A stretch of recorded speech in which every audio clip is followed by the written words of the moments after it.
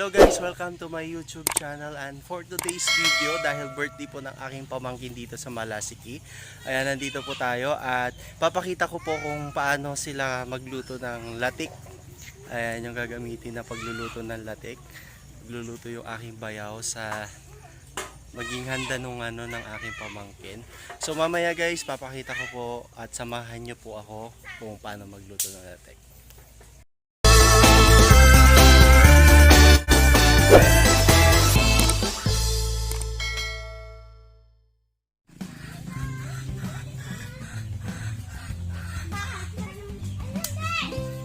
Ayan, sisindihan nila yung kahoy. Tapos dito yata iyan yung latik. Paglalagyan, paglulutuan.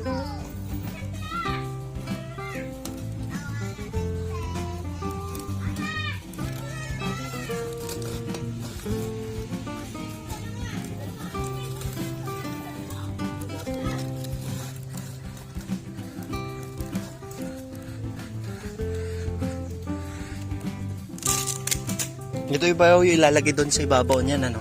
Panday. Ay, na diba? Ay, ilanok pa ko.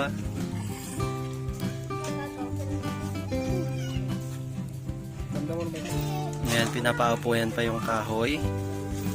Tapos, anuhin yung ito, yung dahon ng saging. Ito yung gagamitin sa pagluluto ng latek. Ito. Yung native na pagluluto ng latek dito sa probinsya ng Malasiki.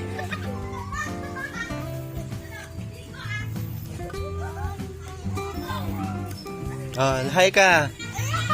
Oh, ayan yung papapagkit ko. Oh. Ayan sila. Oh, hello. Manood kayo ng YouTube ko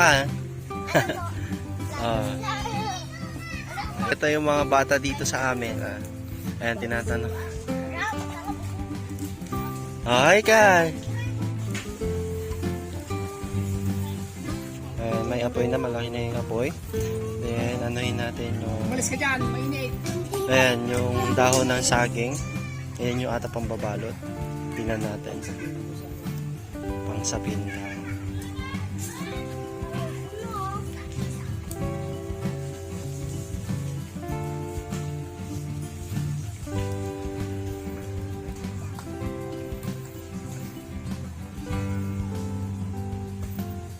Sa kabilang side.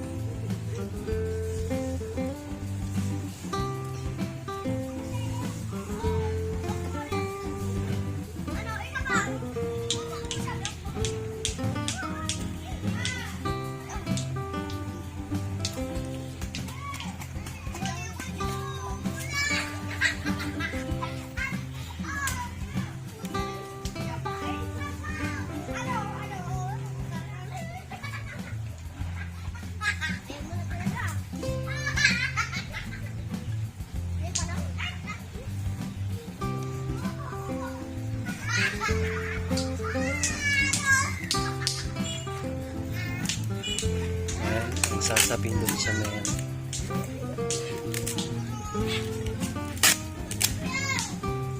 tatno ba di maksat na bayaw yan di ko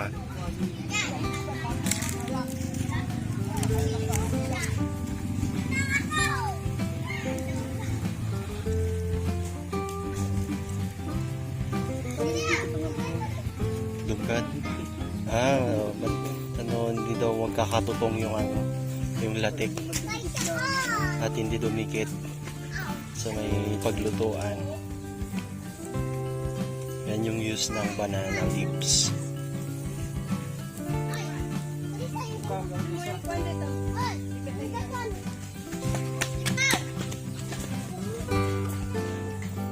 So yan na yung ginawa para hindi daw dumikit yung malagkit na gagawing latik. Ito yung latik, ito yung yung malagkit na gagamitin. Ayan, naibabad na to ng ilang oras yan. Ilang oras na ibabad? 4 hours na naibabad to. Kailangan ibabad yung yung malagkit. So, yung gagamitin.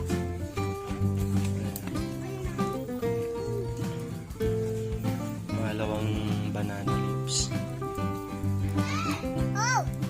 Saka itong banana leaves pag ginagamit mabango kasi, kaya yan yung tradition na dapat ginagamit dito sa probinsya. Yung paggawa ng latte. Malaking tulong yung banana leaves.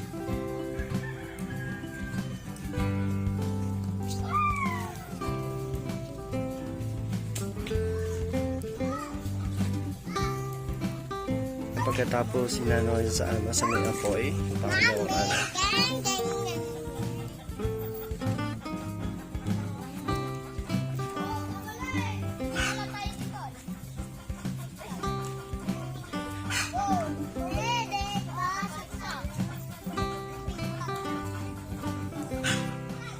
mga ilang dahon yan ba yung? Talo? Dalawang dahon na pinagpatong. Tapos sa ibabaw pa, lalagyan kung sakaling ayan. Pag na yung malagkit.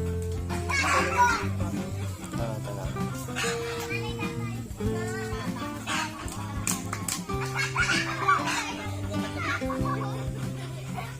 Ayan, nadababo na. Saka dapat maingat yung paglagay ng dahon ng saging kasi pag nabutas, ayan, hindi maluluto yung latik. Hindi siya maganda yung hindi maganda pagluto niya. May posibilidad na maging hilaw, ayan, yung kanin. So dapat talaga maingat yung paglalagay ng ating banana leaves. Iwasan po natin magkaroon ng butas kung sakasakali.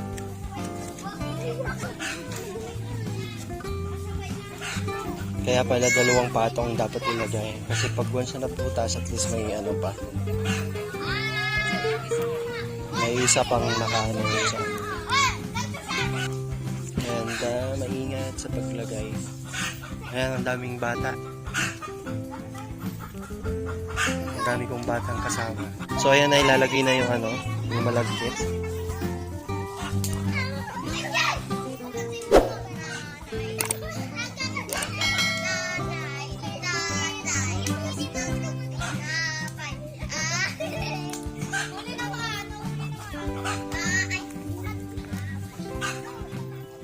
Ayan. Dapat alisin yung yung tubig ng malagkit.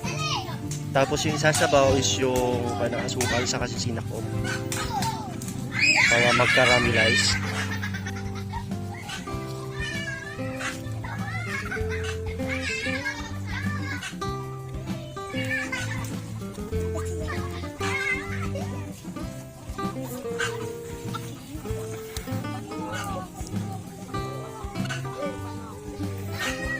So yung malagkit guys, yung sinabi ko 4 hours na nakababad. Tapos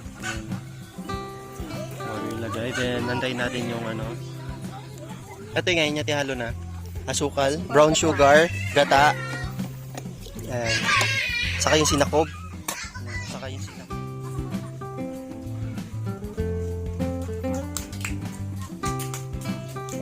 pagkatapos ayan, tatakpan.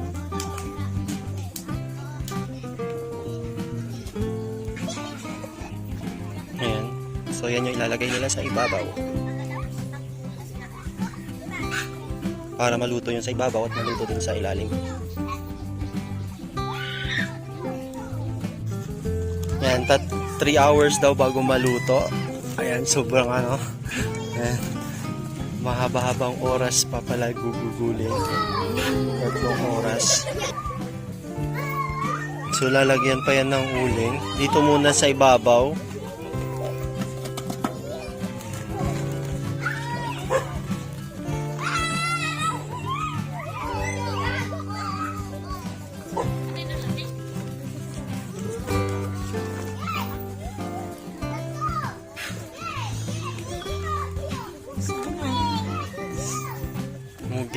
Oging yan.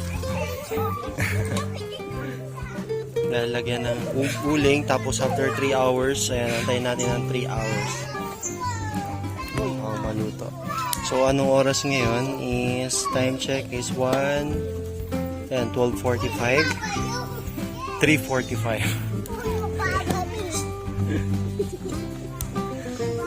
3:45 tayo mag-ano. 12:45 siya ngayon. Ang lalaking ulo.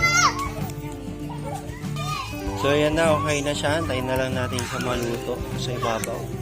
Para susunod sa ilalim naman. Ayan, yun lang siya umaapoy. So ayan, ano na yung mga good vibes. Okay na yun. Antayin na lang natin ng 3 hours bago maluto sa isa ilalim. So guys, nandito lang yung apoy, yung bagang. Dito sa ilalim neto, ayan, wala pa siyang bagang. Doon sa ibabaw muna. Unang lulutuin nyo na sa ibabaw, tapos dito sa ilalim daw, sabi ng bayaw ko. So kanina, isinilip niya, may bumubula na sa ibabaw at nagkakaramelize na, nagiging brownish. So ayan, sa gilid niya, pinagilid niya yung apoy. So tingnan natin after 3 hours. Ayan, nilagyan na ng uling doon sa sa ilalim at sa ibabaw para maluto na. Ano Alden?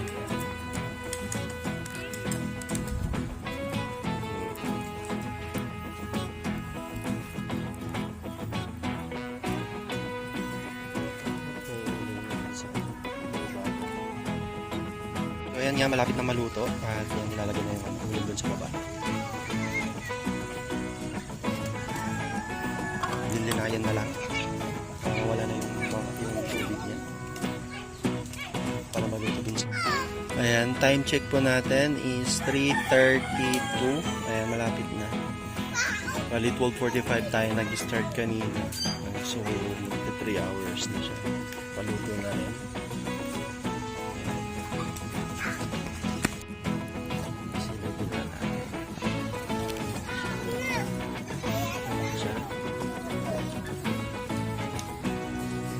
Medyo sunod siya, pero okay. Ayan, okay na siya.